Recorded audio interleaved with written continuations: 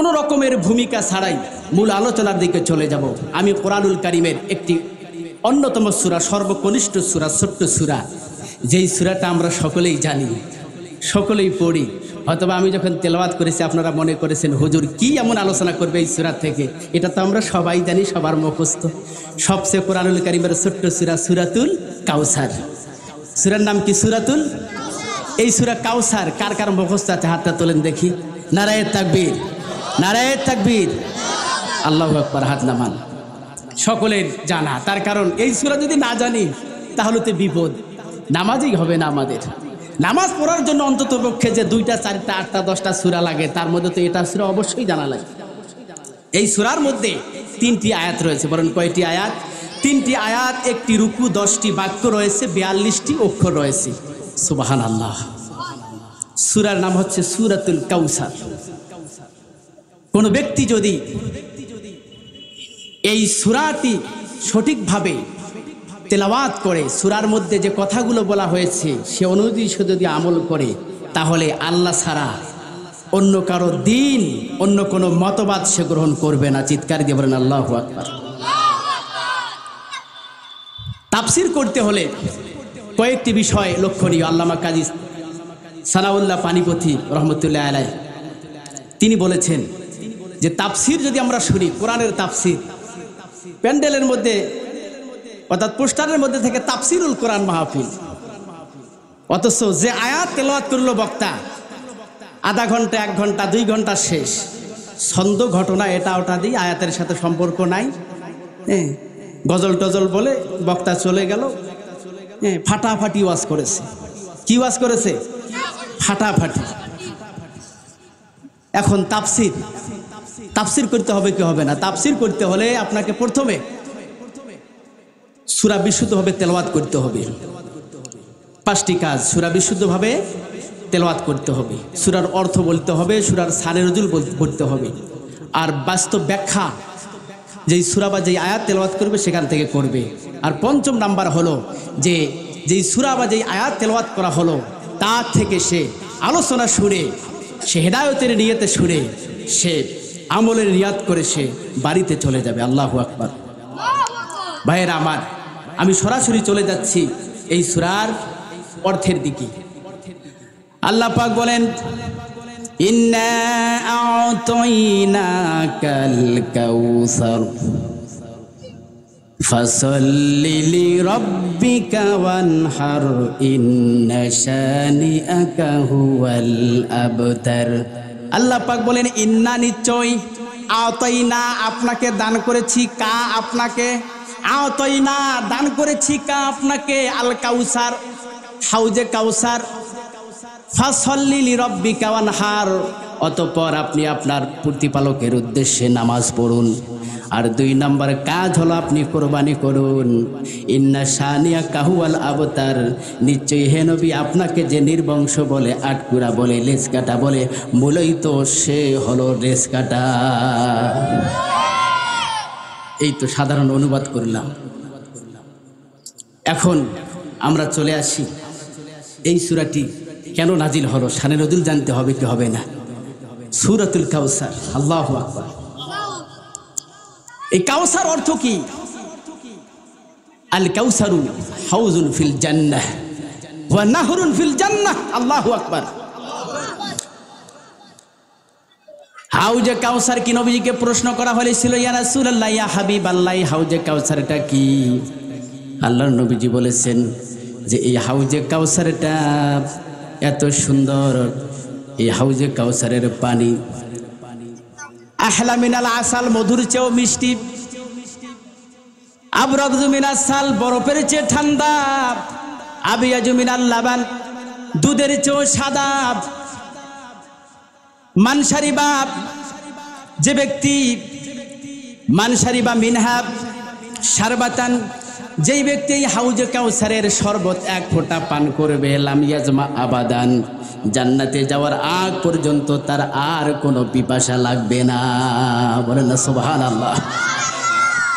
এই হাউজে কাউসারটা কত বড় হবে?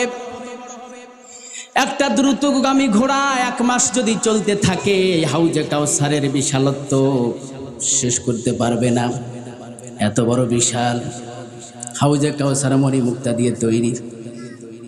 ভাইয়েরা আমার, আল্লাহ নবী সাল্লাল্লাহু আলাইহি ওয়াসাল্লাম বলেন, কাল কিয়ামতের দিন এই হাউজে কাউসারের পানের দায়িত্ব, এই হাউজে কাউসারের চাবি আমার হাতে থাকবে, হাউজে কাউসারের পানি আমার হাতে থাকবে।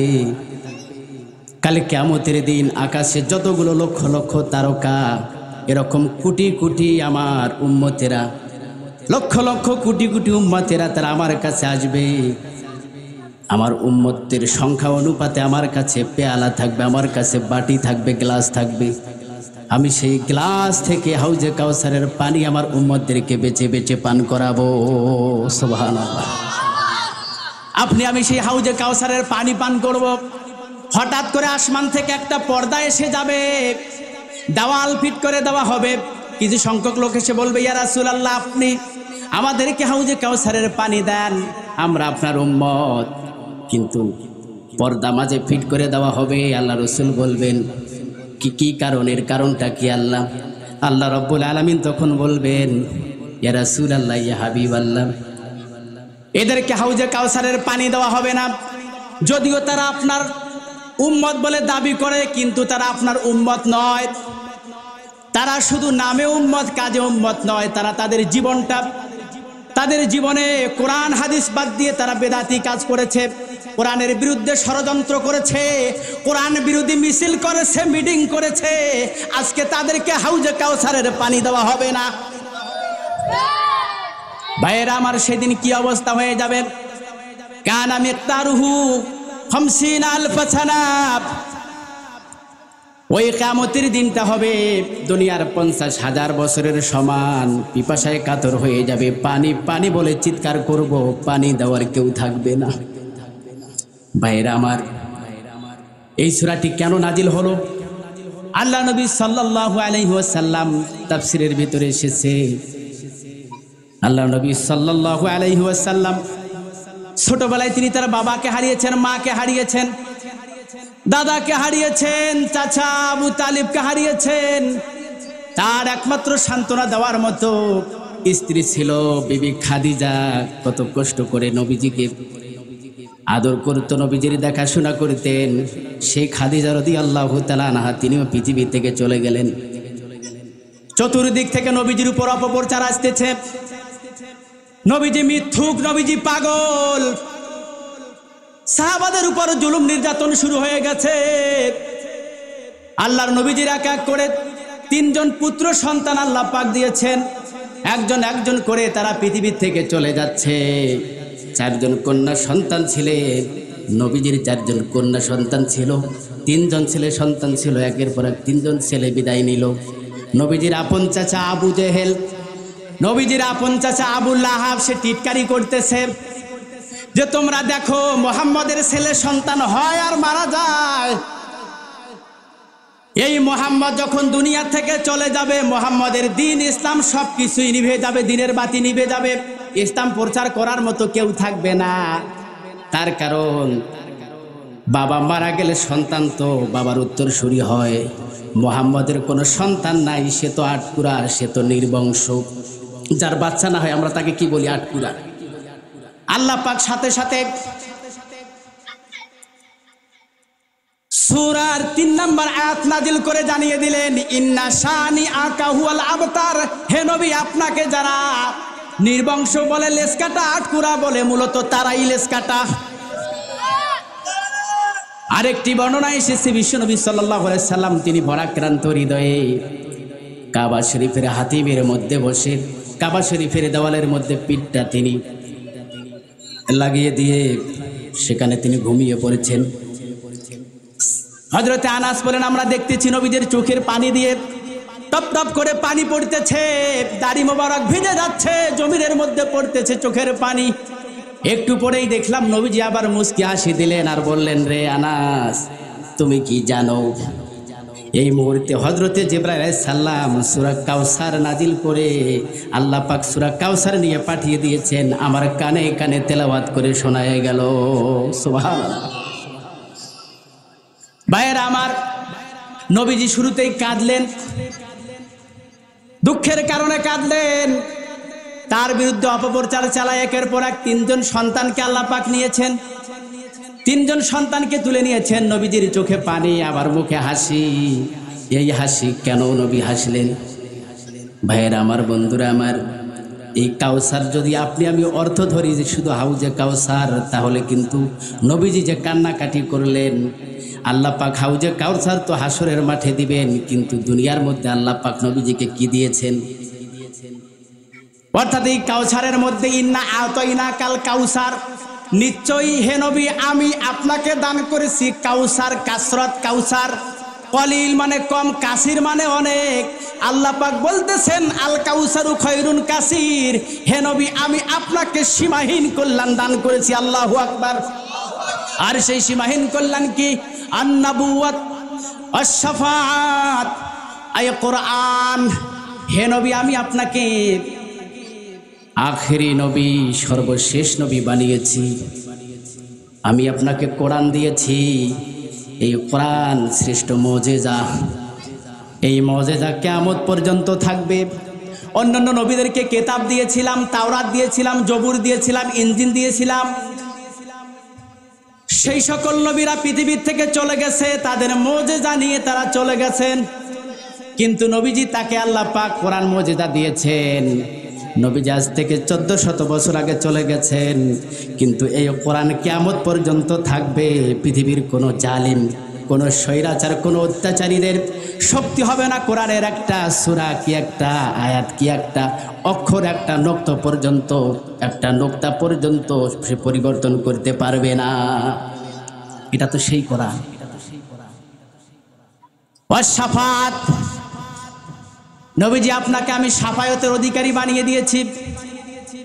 নবীজি কাল কিয়ামতের দিন আপনার আমার জন্য সুপারিশ করবেন। জমিনটা তামা হয়ে যাবে, মানুষগুলো পানি পানি বলে চিৎকার করতে থাকবে। সোহাত মাথার উপরে, একেবারে নিচে সূর্য এসে যাবে, মাথার মগজগুলো টকবক টকবক করবে। জিহ্বাটা অনেক দূর পর্যন্ত বের হয়ে আসবে, নাভি পর্যন্ত। মানুষগুলো পানি পানি বলে চিৎকার করবে, কেউ কাউকে সাহায্য করবে না। এমন এক কঠিন মুহূর্তে ওই হাসরের মাঠে সব লোকগুলো দৌড় দিয়ে যাবে, আদমের কাছে যাবে।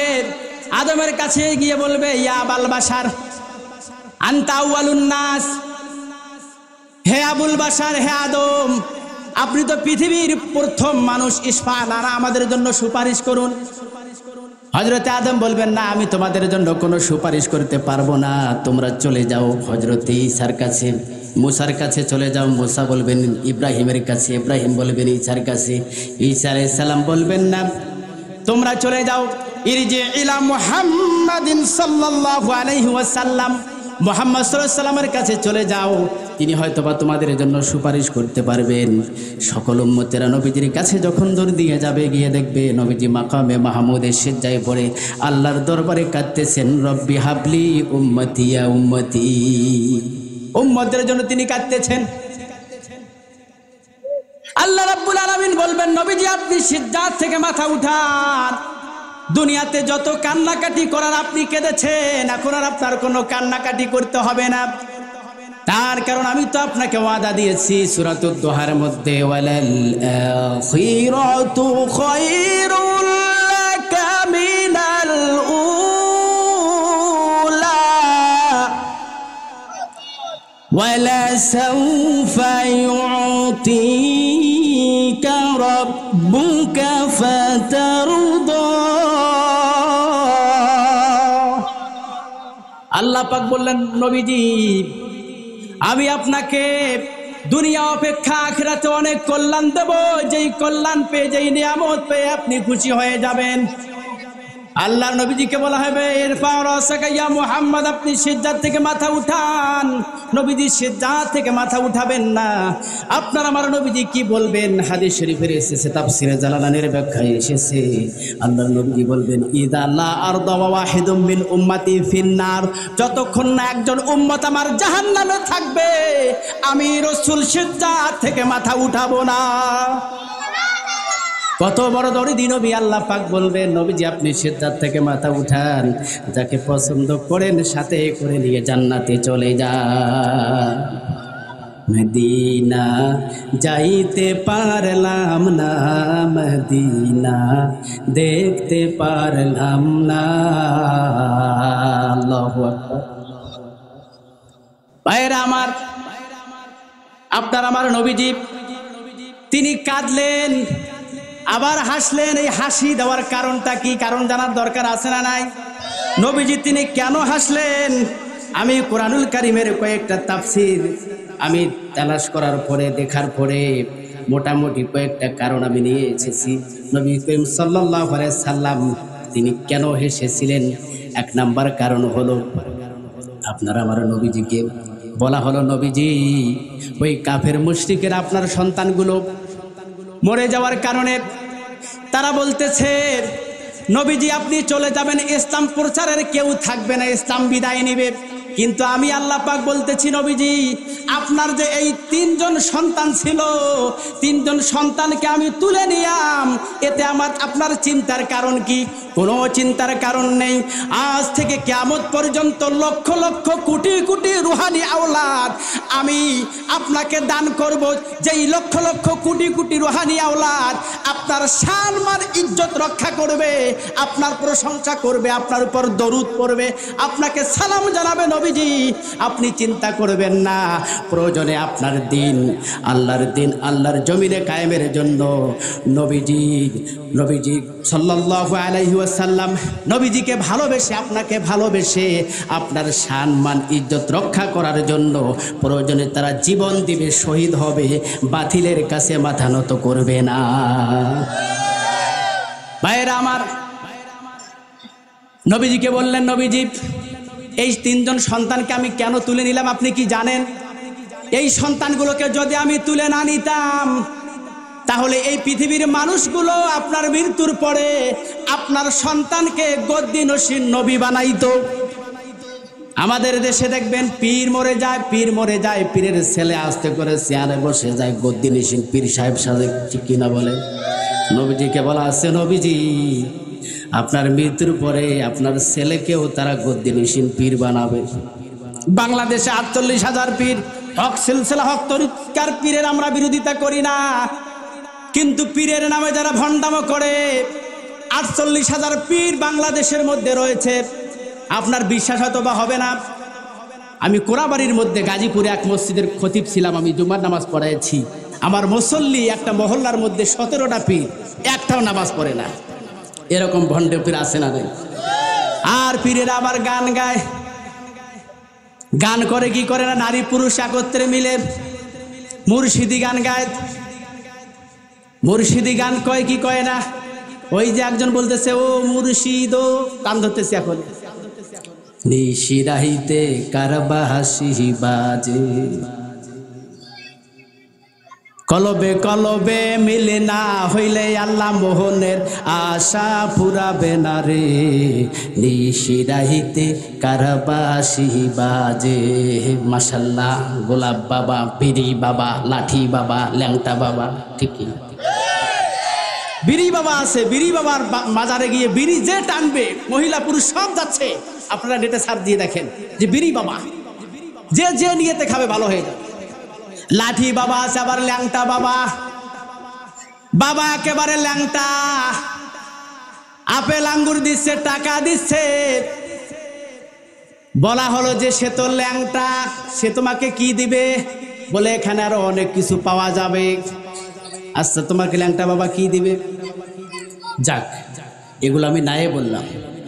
আল্লাহ পাক রব্বুল আলামিন তিনি নবীজির তিনজন সন্তানকে কেন তুলে নিলেন? অনেকগুলো কারণ এসেছে, যে গদ্দিনশীন নবী বানাবে, হয়তোবা আপনার ইন্তেকালের পরে এই সন্তানগুলোর কোনো একটি সন্তানের যদি চরিত্র খারাপ হয় তাহলে লোকেরা বলবে দেখো মুহাম্মদ কত ভালো ছিল, তার ছেলের এখন কর্মকাণ্ডগুলো দেখো। এজন্য আমি আপনার তিনজন সন্তানকে আমি গোলাপ ফুলের মতো পৃথিবীর থেকে তুলে নিয়েছি। আল্লাহু আকবার বলে। ভাইয়েরা আমার, নবীজি তিনি কেন হাসতেছেন? 2 নাম্বার কারণ হলো আল্লাহ পাক বলতেছেন নবীজি আপনাকে ওই কাফের মুশরিকেরা পাগল বলে গালি দেয় যে মোহাম্মদ পাগল, মোহাম্মদের কাছে কেউ যাবে না, মোহাম্মদের কথা কেউ শুনবে না। ওই মোহাম্মদ তার মরার পরেই তার বংশ পরিচয় থাকবে না। আবু জেহেল বলেছিল, আবু লাহাব বলেছিল, অথচ আজকে দেখেন সেই আবু জেহেল আবু লাহাবের বংশের লোক পাওয়া যায় কি যায় না। একটা কুত্তার নাম পর্যন্ত আবু জাহেল রাখে না, আবু বকর রাখে, ওমর রাখে, ওসমান রাখে, আলী রাখে, ঠিক কিনা বলেন? ভাইয়েরা আমার, আল্লাহ পাক বলতেছেন নবীজি আপনাকে তারা পাগল বলতেছে, আমি আল্লাহ পাক বলতেছি তাদের এই পাগল কথাটা আমি উল্টিয়ে তাদের বিপক্ষে আপনার পক্ষে লাগাবো। আল্লাহু আকবার। তারা নবীজিকে পাগল বলেছে, কিন্তু আল্লাহ পাক বলতেছেন ওয়ামা সাহিবুকুম বিমাজনুন, আমার সাথে আমার নবী সে তো পাগল নয়। আর আল্লাহ পাক রব্বুল আলামিন তিনি বলতেছেন মা আনতা বিনিমাতি রব্বিকা বিমাজনুন, সূরা কলামের 2 নম্বর আয়াতে বলতেছেন আমার সাথী সে পাগল নয়, মোহাম্মদ সে পাগল নয়। ভাইরা আমার, মোহাম্মদকে তারা পাগল বলেছিল, জাদুকর বলেছিল। কেন বলেছিল, কোন কারণে পাগল বলেছিল? অনেকগুলো কারণ আছে, আমি 2-1টা কারণ বলতে চাই। সকল বন্ধুরা আমার, আপনার আমার নবীজিকে কাফির মুশরিকরা পাগল বলতো। কেন তারা পাগল বলতো? আল্লাহ নবী সাল্লাল্লাহু আলাইহি ওয়াসাল্লাম তিনি যখন কাফের মুশরিকদেরকে নবুয়তের দাওয়াত দিলেন, নবুয়তের কথা বললেন, তখনই তারা নবীজিকে পাগল বলা শুরু করে দিল। দলিল কি? আল্লাহ পাক সূরাতুদ দুখানের 13-14 নম্বর আয়াতে বলেন ওয়াকাদ জাআহুম রাসূলুম মুবিন সুম্মা তাওয়াল্লাউ আনহু ওয়া ক্বালু মুআল্লামুম মাজনুন। আর যখনই তাদের কাছে কোনো নবী বা রাসূল এসেছে তখন তারা তাকে পাগল বলল। আপনার আমার নবীজি যখন এসে বললেন যে কুলু লা ইলাহা ইল্লাল্লাহ, তোমরা বলো এক আল্লাহ ছাড়া কোনো মাবুদ নেই, তখন ওই কাফের মুশরিকরা উত্তরে কি বলল? ওয়াকালু মুআল্লামুম মাজনুন, মুহাম্মদ সে তো একটা শিক্ষিত প্রশিক্ষণপ্রাপ্ত পাগল। জোরে কান নাউযুবিল্লাহ। আল্লাহ নবীজিকে পাগল বলার 2 নম্বর কারণ হলো কোন রকম কারণ ছাড়াই আপনার আমার নবীজিকে পাগল বলতো, কোন রকমের কারণ ছাড়া। আল্লাহ রাব্বুল আলামিন সূরাতুল আয-যারিয়াতের 12 নম্বর আয়াতে সে কথা বলে দিচ্ছেন কাযালিকা মা আতাল্লাযীনা মিন ক্বাবলিহিম মির রাসূলিন ইল্লা ক্বালু সাহিরুন আও মাজনুন। আল্লাহু আকবার। এমনই ভাবে যখন তাদের কাছে কোনো নবী এসেছে তখন তারা কাউকে পাগল বলেছে, কাউকে জাদুকর বলেছে। আজও দেখবেন কোরআনের পক্ষে যারা কথা বলে, আল্লাহর জমিনে আল্লাহর দ্বীন প্রতিষ্ঠা যারা করতে চায়, হক্কানি আলেমদেরকে জনগণ থেকে বিচ্ছিন্ন করার জন্য স্বৈরাচার জালিম নাস্তিক মুরতাদ তারাও আলেমদেরকে যুদ্ধ অপরাধী বলে, আলেমদেরকে তারা জঙ্গি বলে গালি দেয়, ঠিক কিনা বলেন? আলেমদেরকে জঙ্গি বলে, আলেমদেরকে তারা যুদ্ধ অপরাধী বলে, জনগণ থেকে বিচ্ছিন্ন করতে চায়, মিডিয়া দখল করে নিয়ে মিডিয়ার মধ্যে অপপ্রচার চালায়। এই যে দেখো হুজুরেরা জঙ্গি, এরা জঙ্গিবাদ, এরা সন্ত্রাসবাদ, এরা মৌলবাদ। যারা সন্ত্রাসবাদ মৌলবাদ করেছিল, এই স্লোগানগুলো যারা দিয়েছিল, 112 জন আলেম, 16 জন আলেমের তারা লিস্ট করেছিল। আলেমরা নাকি ধর্ম ব্যবসায়ী। কি ব্যবসায়ী? আলেমরা নাকি ধর্ম ব্যবসায়ী, তারা নাকি ধর্মের ব্যবসা করে। যেই লোকটা আলেমদেরকে ধর্ম ব্যবসায়ী বলেছিল, বিচারপতি মানি, তার কি অবস্থা হয়েছে? আজকে সে ভারতে পালাতে গিয়ে ধরা খাইলো। মুখের মধ্যে দাড়ি রেখেছে, মাথায় টুপি রেখেছে, ধরে বলেন ঠিক কিনা? ওই যে গালি দিয়েছিল আলেমদেরকে ধর্ম ব্যবসায়ী বলেছিল, আজকে আল্লাহ পাক তাকেই ধর্ম ব্যবসায়ী বানিয়ে দিয়েছেন, ধরে বলেন কথা ঠিক কিনা? আর এক দরবেশ বাবা দাড়ি ছিল না, দাড়ি রেখে দাড়ি একবারে সিলাই ক্লিন শেপ দিয়ে পালিয়ে যাইতেছিল। কট খাইছে কি খায় নাই? আলেমদের সাথে বেয়াদবি করার কারণে এই অবস্থা হয়েছে। তারা বলেছিল আলেমরা রাজাকার, এই মুহূর্তে বাংলা সার। আলেমরা রাজাকার নয়, আল্লাহ পাক ভালো করে জানেন। আলেমরা কোরআনের কথা বলে, দিনের কথা বলে।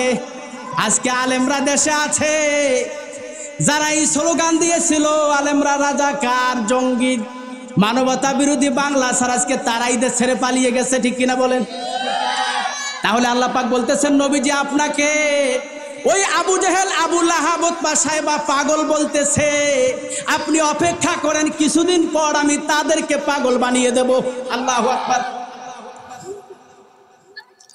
ঘোষণা করে দিল মুহাম্মদের কাছে কেউ যাবে না, মুহাম্মদের কথা শুনবে না।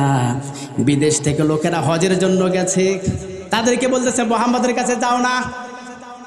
লোকেরা বলতেছে কেমন কথা, মুহাম্মদের কাছে কেন যাইতে নিষেধ করে? আমরা তাকে এক নজর দেখি না। নবীজিকে একটা নজর দেখার জন্য শত শত মানুষ তারা কাবা শরীফে চলে গেল। গিয়ে দেখতেছে নবীজি কত সুন্দর চমৎকার কণ্ঠে সূরা রহমান তেলাওয়াত করতেছেন। তার চেহারা দেখে তারা পাগল হয়ে গেল।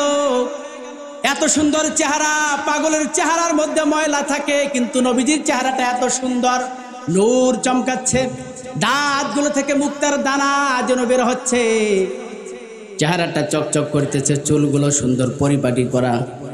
নবীজি তেলাওয়াত করিতেছেন, সূরা রহমান তেলাওয়াত করিতেছেন, আর রহমান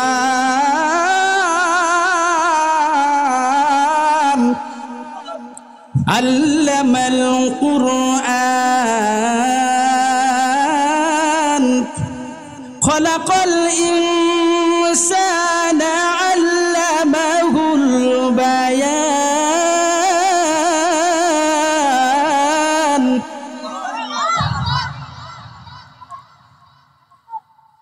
মারাজাল বাহরাইনি ইয়ালতাকিয়ানি বাইনাহুমা বারযাখুল লা ইয়াবগিয়ান ফাবিআইয়ি আলাই রাব্বিকুমা তুকাযযিবান।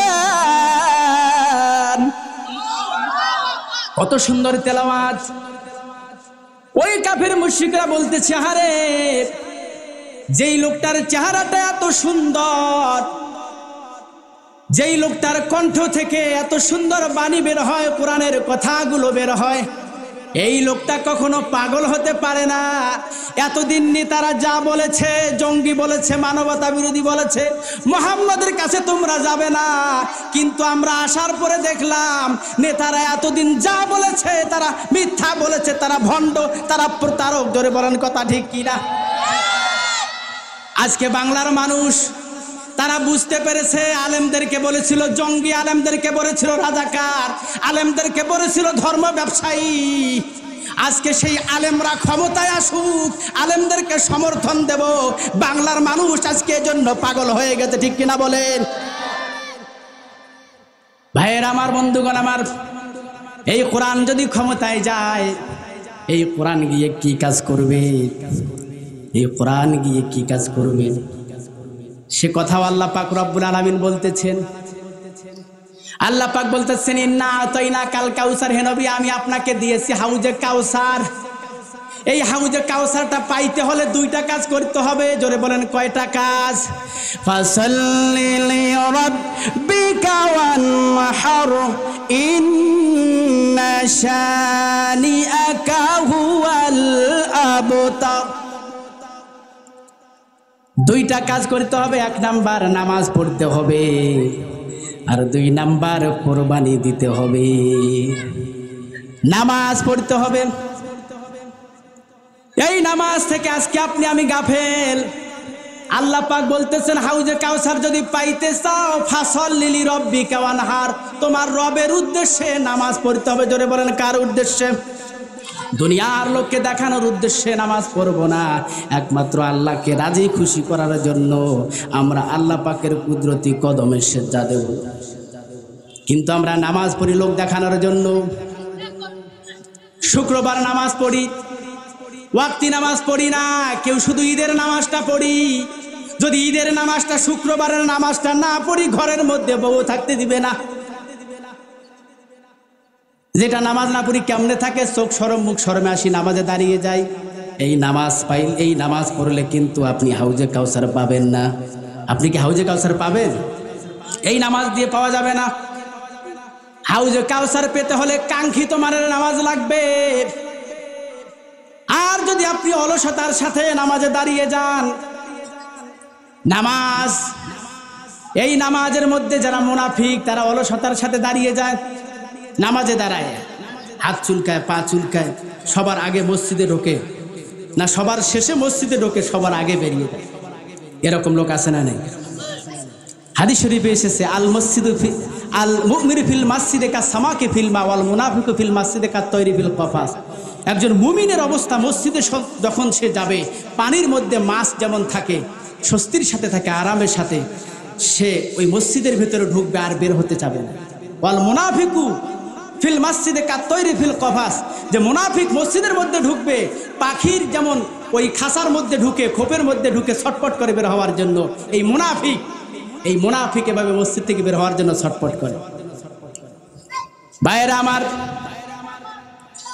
এই নামাজ শুধু আপনাকে আমাকে পড়লে হবে না, এই নামাজ শুধু নিজেকে পড়লে হবে না, এই নামাজ নিজের পরিবারের মধ্যে কায়েম করতে হবে, নিজের ছেলেমেয়ের মধ্যে কায়েম করতে হবে, সমাজের মধ্যে কায়েম করতে হবে, রাষ্ট্রের মধ্যে কায়েম করতে হবে। ঠিক কিনা বলেন? ওয়াজ করি কাজ হবে না। নামাজের ওয়াজ আপনি করলেন, সুদের বিরুদ্ধে ওয়াজ করলেন, ভাই আপনাদেরকে পায়ে ধরে বলি সুদ খাবেন না, ঘুষ খাবেন না, 5 ওয়াক্ত নামাজ পড়বেন। এরপরে দেখা যায় এই লোকগুলো আবার সুদ খাচ্ছে, 5 ওয়াক্ত নামাজও পড়তেছে না। কিন্তু এগুলো কায়েম করতে হলে আপনাকে কোথায় যাইতে হবে? ক্ষমতায় যাইতে হবে। সূরা হজের 41 নম্বর আয়াত আল্লাহ পাক বলেন, আল্লাযীনা ইম্মাক্কান্নাহুম ফিল আরদি আকামুস সালাতা ওয়া আতাউস যাকাতা ওয়া আমারু বিল মারুফি ওয়া নাহাউ আনিল মুনকার। আল্লাহু আকবার বলেন। আল্লাহ পাক বলেন, আমি যদি মুমিনদের হাতে ক্ষমতা দিয়ে দেই, এই মুমিনরা যা কি করবে ক্ষমতা পাওয়ার পরে তারা 4 দফা কর্মসূচি পালন করবে। বলেন কয় দফা কর্মসূচি?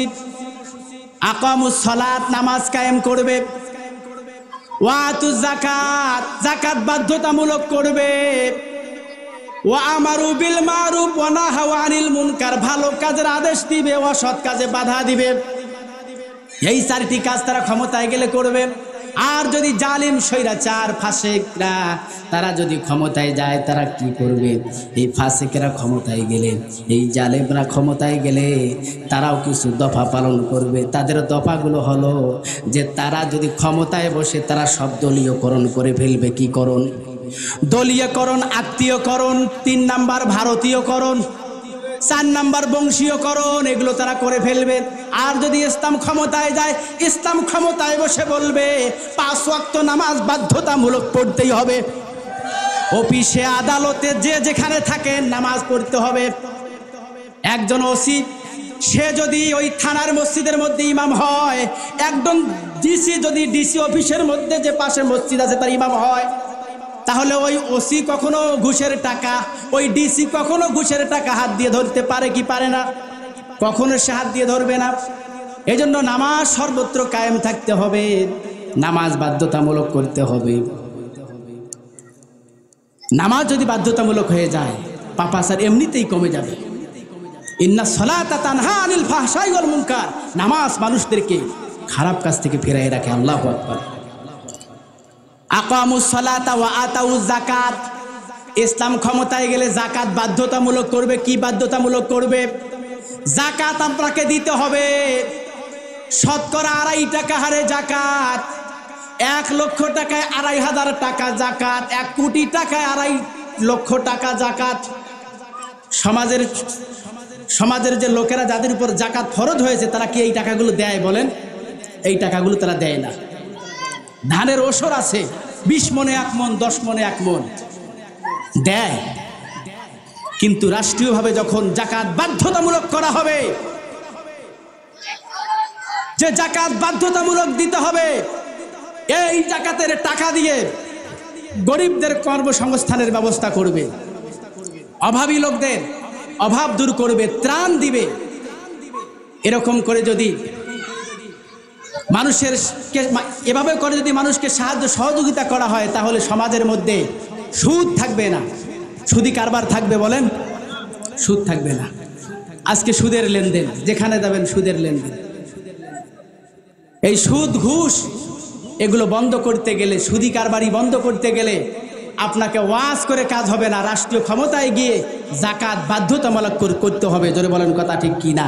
আল্লাহ নবী সাল্লাল্লাহু আলাইহি সাল্লাম তিনি যখন ইন্তেকাল করেন, হযরত আবু বকর সিদ্দিক রাদিয়াল্লাহু তাআলা আনহু তিনি ক্ষমতায় আসলেন। ক্ষমতায় আসার পরে তিনি ঘোষণা করলেন, নবীজির যুগে যে একজন লোক তোমরা যাকাত দিতে, একটা উটের বাচ্চার যাকাত দিতে যদি তোমরা অস্বীকার করো, আমি আবু বকর তার বিরুদ্ধে যুদ্ধ ঘোষণা করলাম। খোলাফায়ে রাশেদার যুগেও দেখা গেছে যে খুব পরিবেশ ভালো ছিল, দেশ খুব সুন্দর চলতো।